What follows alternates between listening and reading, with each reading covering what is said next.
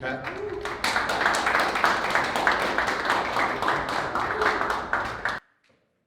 on, guys? Hey, thanks, man. Appreciate it. Awesome. How you guys doing? Killing it. So yeah, I want to thank Victor and Chris for putting this on. It's a hell of a thing to pull off every month. They're not getting paid for this. They do this out of the kindness of their own hearts. Oh, we get a lot of money. Yeah, they're getting mad money. Correction, mad money.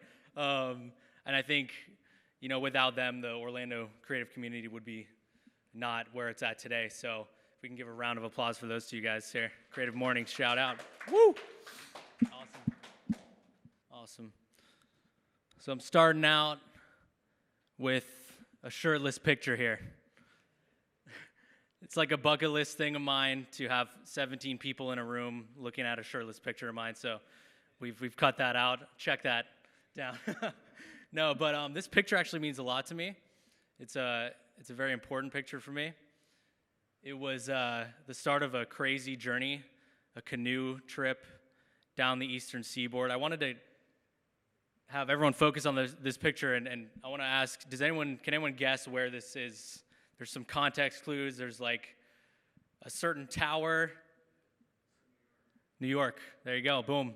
So yeah, this is 10 miles out from New York City. You can see One World Trade Center to the right of me.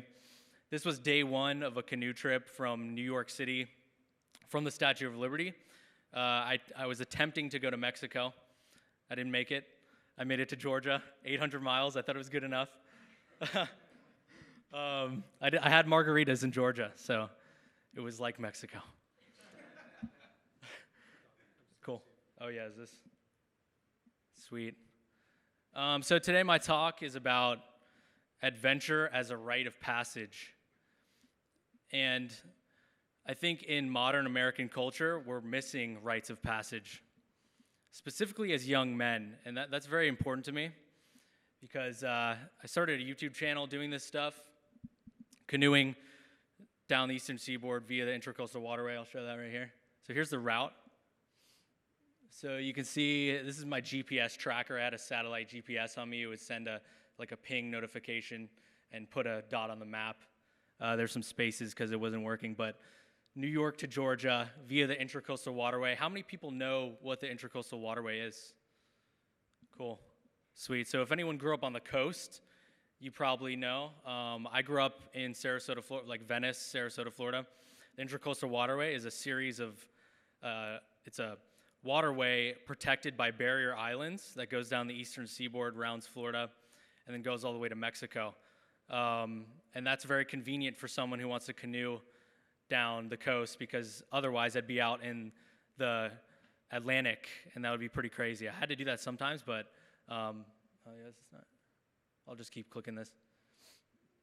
So yeah, you'll see on this picture on the top right, that is Philadelphia in the back.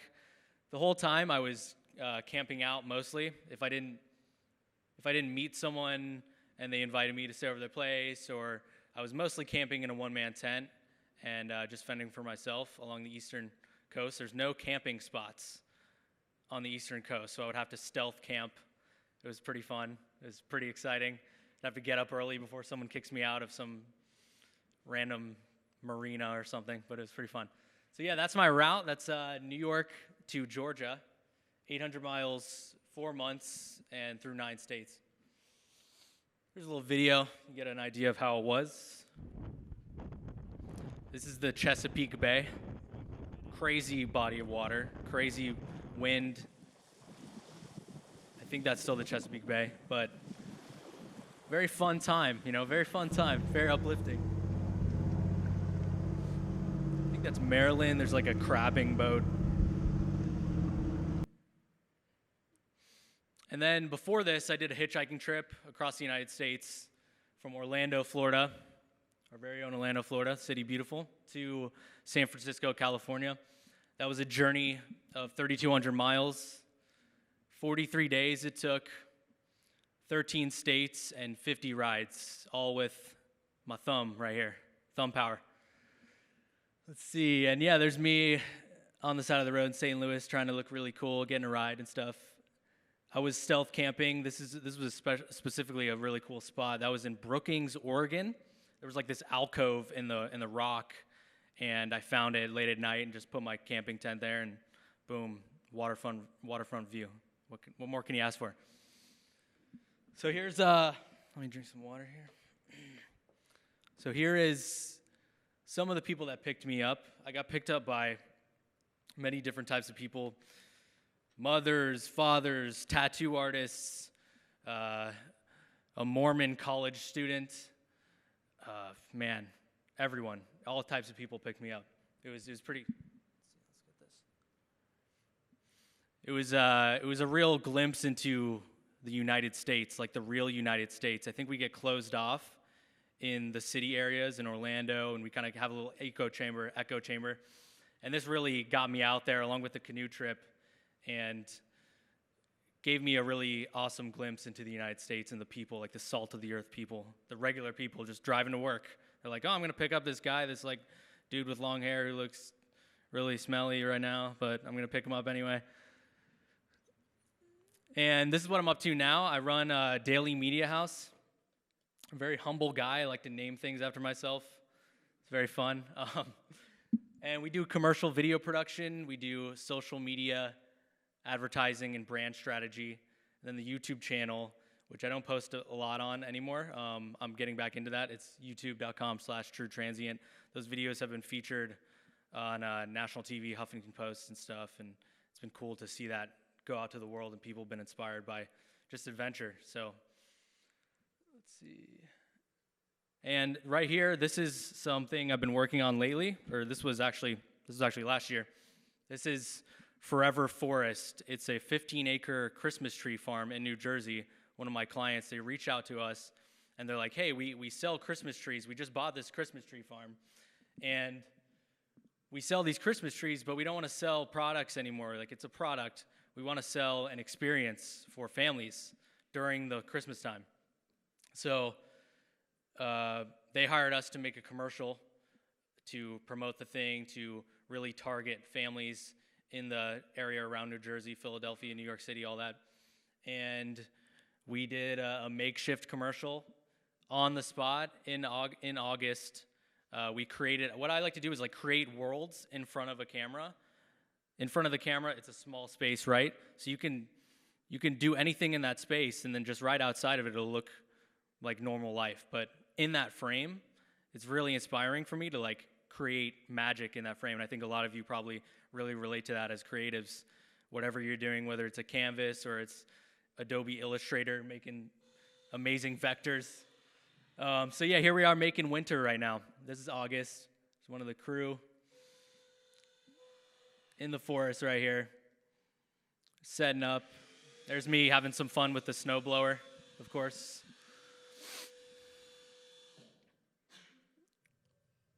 And we're setting the scene, and it doesn't look too wintry right now, right? It doesn't look like winter. It looks, like some random snow on trees. And then here's the behind the scenes. Hi, Jackson. Now, Lola.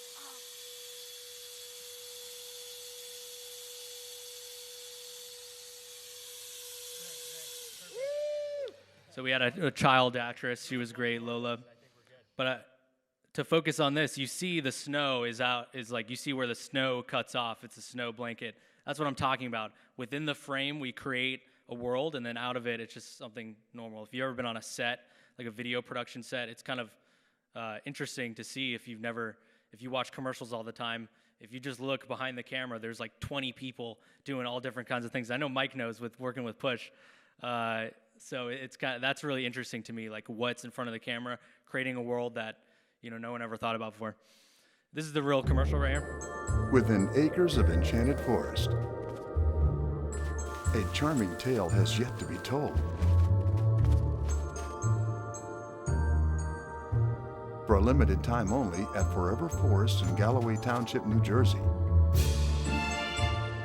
Only you and your family can truly discover the spirit of Christmas.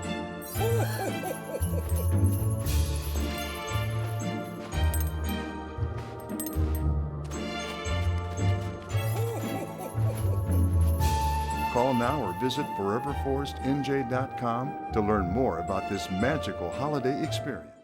So that's Forever Forest. As you can see, like what's on the frame looks a lot different than what was in real life, which is really exciting for me.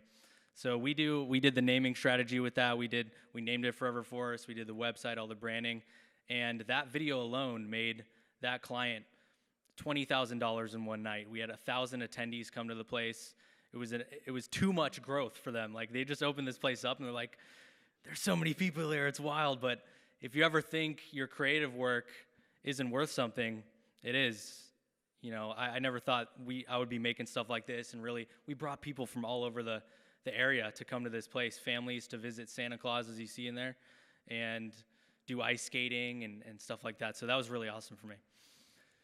So creating on YouTube, back to what I was doing with the adventure stuff, I was creating on YouTube, and I was filming every day, hitchhiking, and then I went out to Asia, and then the canoe trip and all that, and I started slowly growing a fan base. I grew a majority male fan base, 88% men, 12% women. I started receiving hundreds of emails, which was surprising for me. I didn't think I would get that. Hundreds of emails from young men aged 18 to 24, and that's when I really saw an impact with what I was doing. Is very exciting.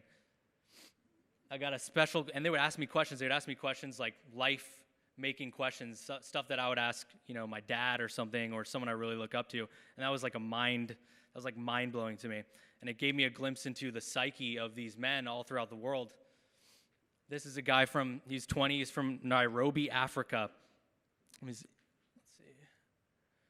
He's like, hey man, I'm 20, I live in Nairobi, I'm a subscriber of yours, I saw your vlog on how you quit a job in Hollywood, it inspired me. He basically goes on to say that he'd been working a job where they were treating him poorly, and he watched one of my videos and he decided to quit and move on to something better. And that was just crazy to me, like a 20-year-old dude in Nairobi. I can't even imagine how his life is, and that he would be inspired by one of my videos. Like, that was just so cool. And that's what keeps me going with this stuff, is like the impact that it makes. And then, so this is like an uplifting one. This was pretty eye-opening, and I would get something like this a lot. This is Evan's email. So Evan hit me up. He said, I saw your channel on YouTube, and it was very inspiring. I watched all the videos of hitching across the U.S., and then I saw the video called Your Life is Your Life. One of my videos was titled that. Then I searched the poem and read it a few times. Right then and there, I decided not to kill myself and to quit drinking and to hitchhike from coast to coast. I was allowing fear to control me. He goes on to, say he had a great time and everything. But that was so mind-blowing to me. I never knew that people were having these issues, and it just became real to me. And I would get emails like that a lot. And they would say, I watched your video, it inspired me. I was very down in the dumps, blah, blah, blah. But it gave me a special look into specifically young men. Young men were hitting me up and showing me a glimpse into their psyche, which was really interesting. So he said, I was allowing fear to control me. And that really hit home to me, because we can get in this funk where we're making decisions based off fear instead of love or excitement or what could go right instead of what could go wrong. So that was amazing to see him actually choose the other path, and that was just amazing to me. So what I learned from all these, I got a glimpse into these young men reaching out to me, and what I learned, and I think about it all the time, is young men in Western culture, they don't have a rite of passage. Who knows what a rite of passage is? Mike? Yeah, and I'll expand on that a bit, but we're missing, especially in America, it's a conglomeration of cultures, and it's a melting pot, right? And it's amazing because of that. But a lot gets lost in that, traditions, customs that other cultures would have. We kind of lose out on that, and I think it's important. We don't think about it. The consequences of this. Young men are increasingly committing suicide, and this is an important issue for me, especially getting these emails. I got these emails, I started reading up on it. Young men are committing suicide, 75% increase since 1981. Like, what is changing since 1981 that young men are doing this? And specifically young men, they're doing it more than anyone else. So what is a rite of passage? A rite of passage is somewhat of a ceremonial experience or a testing experience where it symbolizes moving from a child to an adult, or a boy to a man, a young girl to a woman.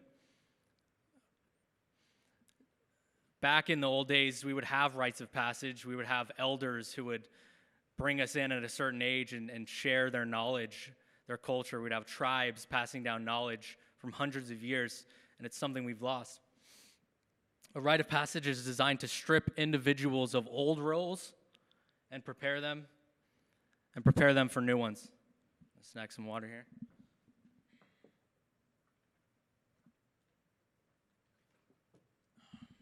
So, I'll give you some examples of rites of passage. This one's pretty intense. This is a bullet ant initiation. It's the Satere Maui tribe in the Amazon jungle. What I find is that a culture's rite of passage is kind of directly related to how harsh their environment is. So they're in the Amazon jungle. I can't imagine what it would be like to grow up in the Amazon jungle, but I could imagine it's a lot harder than, growing up with air conditioning, and maybe they have air conditioning. I don't know. I should go there and check it out. But so they do this initiation for the young boys, and they have a glove. It's full of bullet ants, and a bullet ant's bite apparently hurt. It feels like you got shot by a bullet, and it's pretty intense. It's pretty crazy. But you put your hand in there, and you get bitten by these ants, and it's kind of a test. It's like, can you do this? Can you remain calm? And when you go out from the other side, you have this confidence. You have this core confidence that you're like, now I'm something different. It's symbolic, and I think it changes how you view the world. So I wanted to, if you look at this kid, I saw this photo. I was like, man, this kid looks so calm. Like, that's insane. I can't imagine doing that and being that calm. I think it says a lot about their culture. And I don't know, maybe he was freaking out after that photo was taken, but that's pretty amazing. This is an Amish rite of passage. It's called Rumspringa. So young Amish men and women at 16 years of age, they're encouraged to leave by their parents. They're encouraged to leave their parents, go out into the world and experience worldly pleasures like technology and alcohol and partying, and travel around the world like that, something that Amish don't really do often. It was kind of interesting, 80 to 90% of them return back to the Amish church. They go out and live this life of travel and worldly pleasures, and then they come back to the church, and that was interesting to me. That was interesting that they come back to their culture.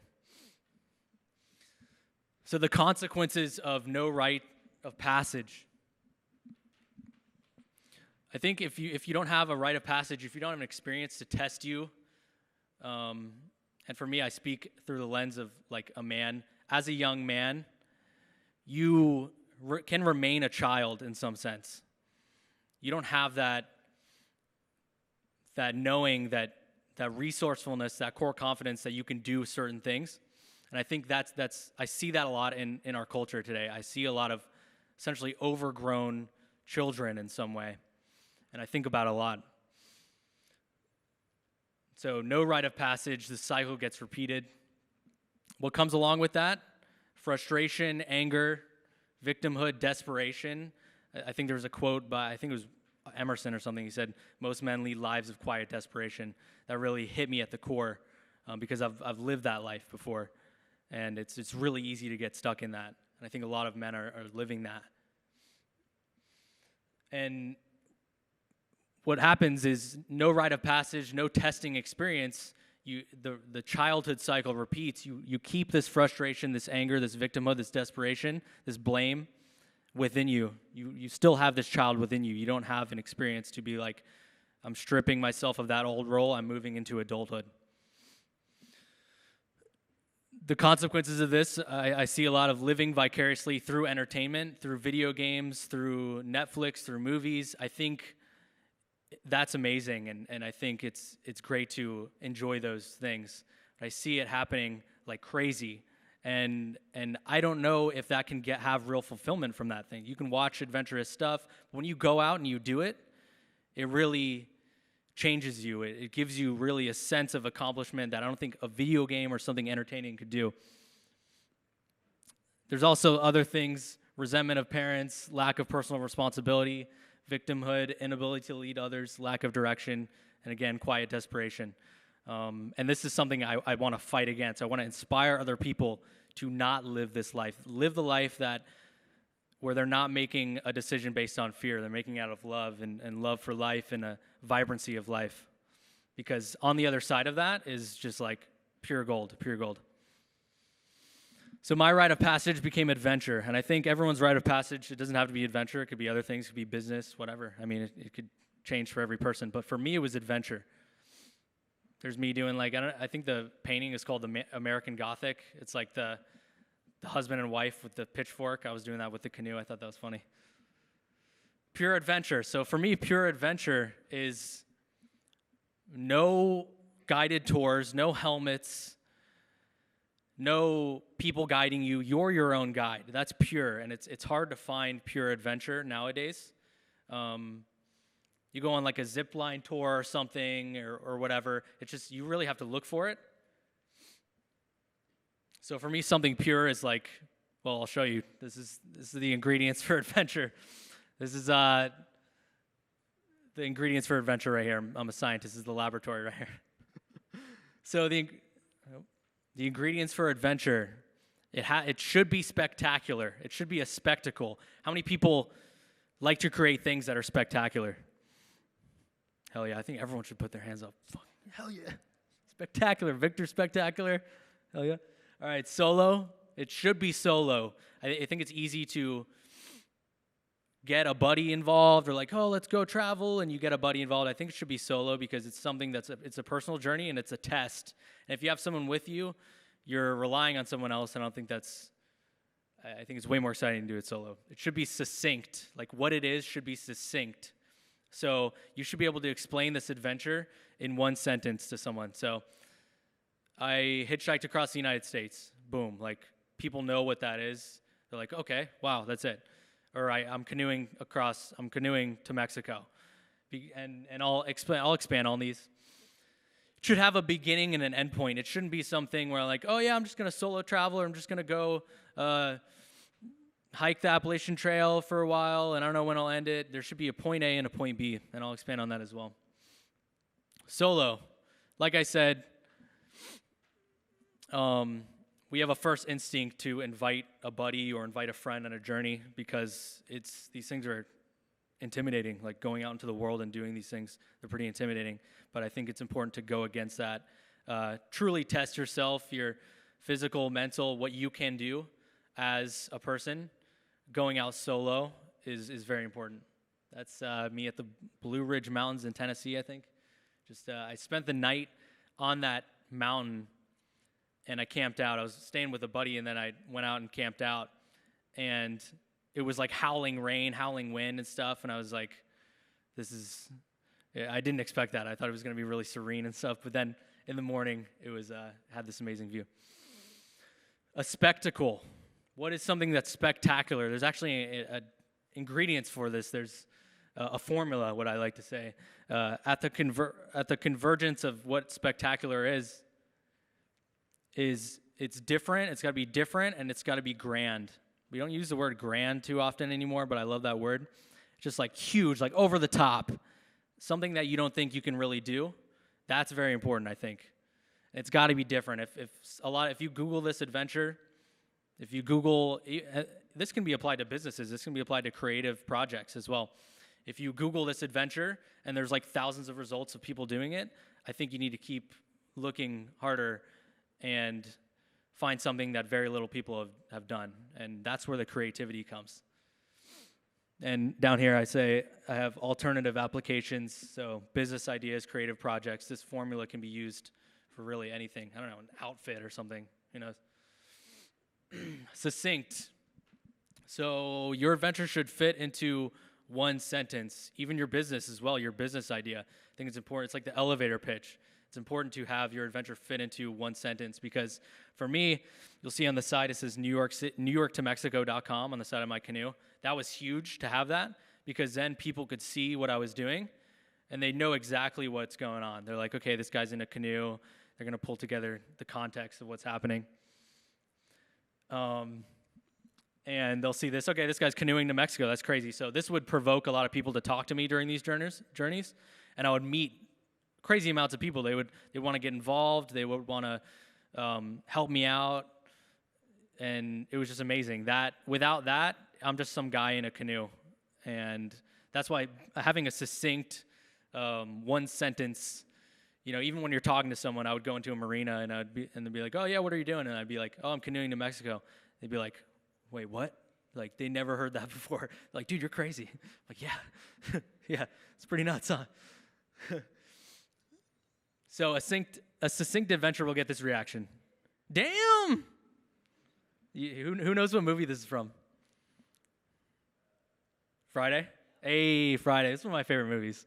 So that's important too. Your adventure, your business idea should evoke emotion. Should evoke emotion from people. Damn! I love that. This is a little story. I was in Maryland. I was in Calvert County.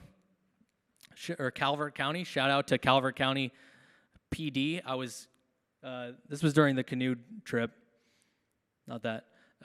And it was going to rain that night, and I needed to find a shelter. I didn't want to get rained out in my tent, and it was last minute. I just got in with my canoe, and I was super tired. I just wanted to find a place, and I was like, screw it. I saw this pagoda and some picnic tables. I put out my foam mat to sleep on, and I just fell asleep with my sleeping bag. And then I get woken up by this. This is what I see. I get woken up by some cops, and they walk up, and a lot of times people would approach me and they just think I'm some homeless guy. And then this is where the succinct adventure sentence comes in. They're like, "Dude, what are you doing here?" We're like, "What's going on?" I'd be like, "Oh yeah, I'm canoeing to Mexico," and I'd hand them like a sticker or something. And these cops, they were just like, "Wait, what?" It flipped it around completely. I could have gotten a fine or something. But then they invited me to breakfast. We went to IHOP. It was amazing. I'm filming this whole thing. And I'm just talking to them, and the dude's jaws were dropped. And I remember they're like, "Where's your canoe?" And I'm like, "Yeah, let's go check it out." So they followed me to the canoe. I showed them the canoe, and it says New York to Mexico on it. And they're like, "This guy is not joking. let's buy him some pancakes." So I ate pancakes with these cops. This stuff would happen all the time. Oh yeah, and they bought me a hotel room. So this is me pancake flopping into the bed. I wouldn't sleep in beds a lot. I would be sleeping in a tent, a one-man tent. So a bed, these like pleasures that we get used to, just was so amazing. A hot shower, it just really gave me a unique perspective on the value of those things. So I was super pumped. A succinct rite of passage or a succinct adventure will attract like-minded individuals. I would tell a lot of people what I was doing, and they'd be like, "Oh, dude, you're crazy." They couldn't relate to it at all. They wouldn't want to live vicariously through me. They wouldn't understand someone doing anything like that. That's totally cool. There was other people that I would say that, like those police in Calvert County, and they'd be like, "What? Oh my gosh, it's amazing." So a succinct rite of passage. If you're just like, "Yeah, I'm canoeing around for 4 months. I don't know what I'm gonna do. I'm just kind of seeming aimless." That's a different vibe. So these people that you meet, these like-minded individuals, these are your elders. What I like to call them, the elders, right? These people, these older people. I'd meet older people mostly all the time, and they would want to get involved with the journey in some way by just helping me out. They would invite me to their homes. I remember meeting a family in Chesapeake Bay in Maryland, and they invited me to come do skeet shooting on September 11th. They have this huge 2,000-acre property. They invited me to shoot these clay pellets that they shoot up into the air. I never shot a shotgun before, and we're hanging out it's amazing on this amazing property, and I just met them like 2 days before. This stuff would happen all the time. This is Bubba. On my hitchhiking journey, I was hitchhiking through the Rocky Mountains, and I just got out of my space where I was sleeping. And I was like, man, I might be walking for a long time. I don't know if anyone's going to pick me up. And right after that, a VW bus, this is a 1959 VW bus, pulls up. And Bubba, he tilts his head out the window. He's like, "Hey, man, where are you going this way? Like, this is the only way you're going. So, yeah, do you want to get picked up?" And I was like, "Yeah, hell yeah, man. Let's do this." So he picks me up, and we're talking. He's got this huge dog in the back, Hugo. There he is right there. Huge dog. and I'm in this 59 VW bus just like that. It's like a choose your own adventure where, well, not really, they choose it for you, but that was just amazing to me. Being in those situations, I think that's what life is all about. Am I good on time? Yeah, cool. So yeah, after riding with him for a little bit, it actually broke down. I have this tattoo on my arm. It's like a mountain peak in Colorado. My family's from Colorado, and my great-grandfather, he engraved this mountain peak in one of his books that he wrote. And Bubba saw this, and he's like, dude, that mountain peak is like 2 miles away. And I'd never seen it before. And he's like, we have to go. And I'm like, okay, yeah, let's go. And it was getting dark, and I was like, oh, are you sure you want to, go through the mountains in your 59 VW bus, like off-roading to this peak? And he's like, yeah, let's go. We got to go. You haven't seen this. We got to go do this. So this is what happened. The engine essentially like fell off, like halfway of it fell off. And it's starting to get dark. And we're in the mountains, and he's just fixing this engine. Just one of those situations, like, just how do you ever find yourself in those situations? I would look around and be like, yeah, this is amazing. And then we fixed it. We fixed it, of course, and got back. And then he invited me on a 13-bus caravan through the Colorado mountains. We connected. Within an hour, he invited me on this trip. He's like, yeah, I'm going this weekend with 13 other VWs. I don't have a passenger. Do you want to go? And I was like, let me think about it for a little bit. I was just like, yeah, let's go. Let's do it. So we joined 13 other VWs, and we went through the mountains. Like, it's crazy. This is the stuff that I was like, man, no one's doing this. No one's hitchhiking. Like, this is what's happening. This is, like, people aren't going to believe this. This is crazy. It was a lot of joy. This is Larry Clayton. This guy saved my life in 40 miles out in the wilderness, essentially. I mean, that might be a little dramatic, but I was 40 miles out in the wilderness on Alligator Creek filled with alligators, and I didn't know that there wouldn't be marinas nearby, and I didn't know that I had only a certain amount of food and water. And I was out there, and I was kind of stuck, and I had met him at a party a few days before, and he's like, yeah, I'll be out boating, I'll look for you and stuff. And he just randomly shows up in this random spot, found me, and he had a bunch of food and everything, and it was just amazing. It was just crazy. So I owe a lot to that guy. It would have been hard to get out of there without him. And then here's him, we're out in that spot. Here's him teaching me how to shoot like a handgun. He was in the Marines, he's an ex-Marine.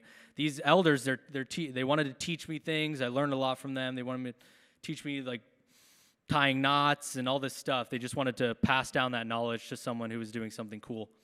And this is what we're missing, I think, a lot in modern culture. We don't have knowledge passed down from mentors. It's hard to find a mentor. It's hard to find elders that we look up to. So through adventure, that's how I found these people, these Americans, these really amazing people. So another aspect to the ingredients of adventure is there needs to be a point A to point B. So that's very important. And once you reach that point B, there comes a sense of accomplishment, confidence, completion. There's a completion. It's like if you go out to travel in Europe for an indefinite amount of time, you never really know when it's done. You never really know when it's done, and I think that sense of completion is important. So that's the last ingredient to an adventure, a rite of passage. So I'll kind of end on this. This was Evan's email again, and it really hit me hard when he sent me this email that, like, imagine all the people who aren't Evan and that didn't reach out to me because it was too late. He saw my video and decided to not do something that was really harmful. Imagine all the people that just didn't see that. And I think it's important as us as creators to create things that inspire people in that way, make them spectacular, make them grand, make them different. That's the power we all hold as creators. And make it, empowering people to make decisions based on love and excitement and not on fear. So that's it. Thank you guys.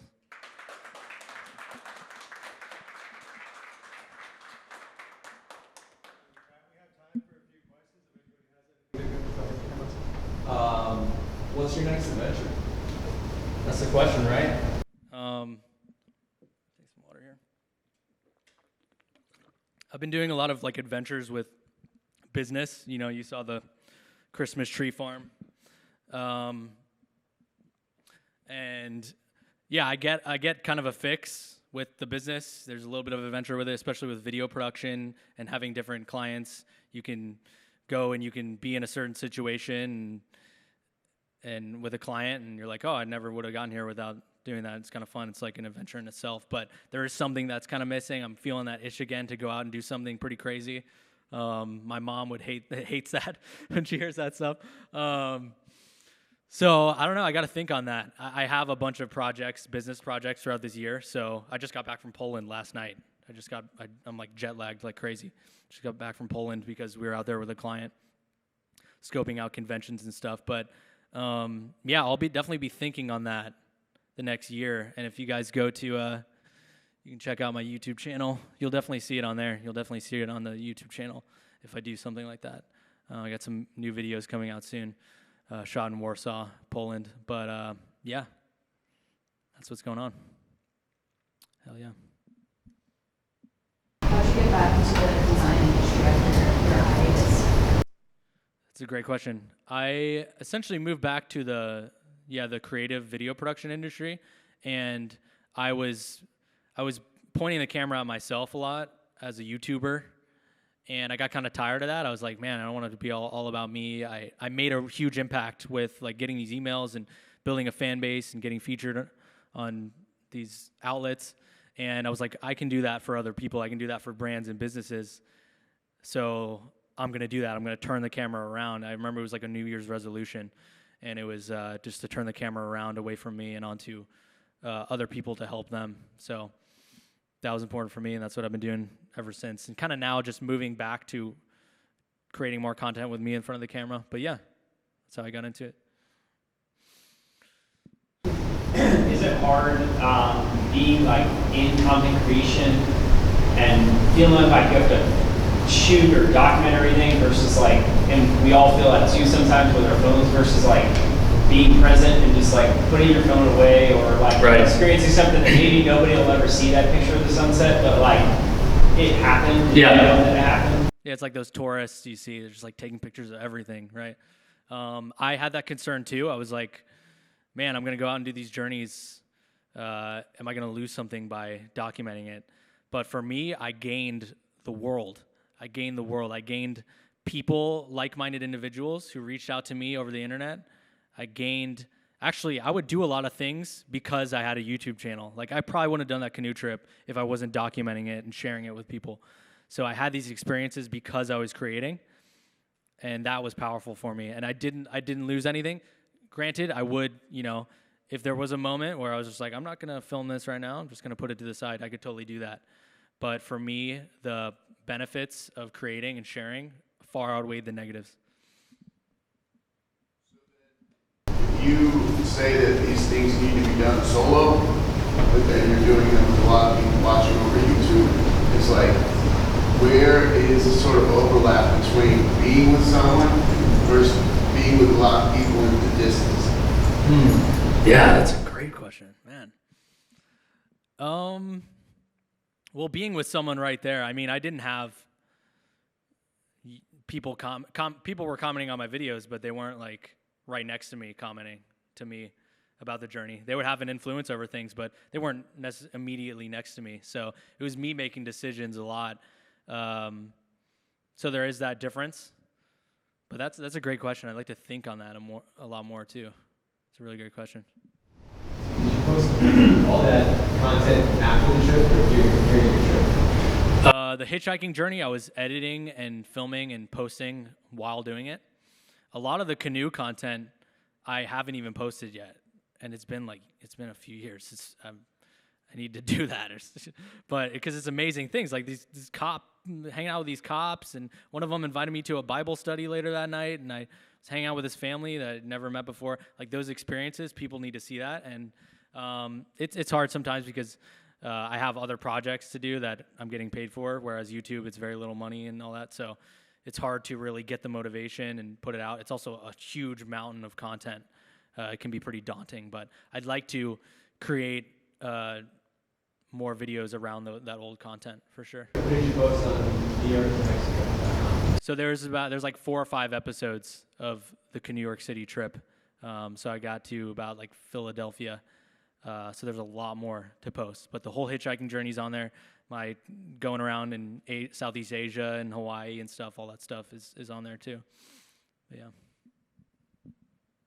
This is off topic about the adventure stuff, but Yeah. as far as video storage, where you store the videos, do you erase videos? Yeah, that's great. I would have hard drives like this hard drive right here. Boom, like this. You know, everything I owned was in my canoe. Everything I owned was on my bag, hitchhiking. So I would pare down everything for the trip. And yeah, it was all in the canoe in a watertight container, and I would just load stuff onto hard drives while doing it. Yeah. Awesome. You got anyone else? Victor, you said you had a stop your journey short in Georgia. Yes. Why is that? Great question. I started the journey a little too late. I started in August from the Statue of Liberty, and that was too late because it started getting really cold, and things change when it gets cold out. Like people aren't out anymore. I wouldn't be interacting with people as much.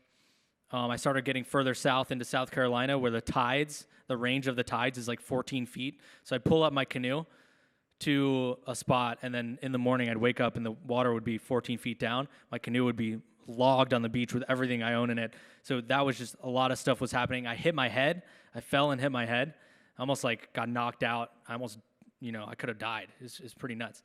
In Myrtle Beach, I was jumping. My canoe got waterlogged from all these boats passing in the Intracoastal Waterway as I was sleeping, and it was full of water. So I had to get leverage on it to bail all the water out. And there was a gap, and I jumped from where I was sleeping to a metal piece, and I just slipped and fell back and hit my head.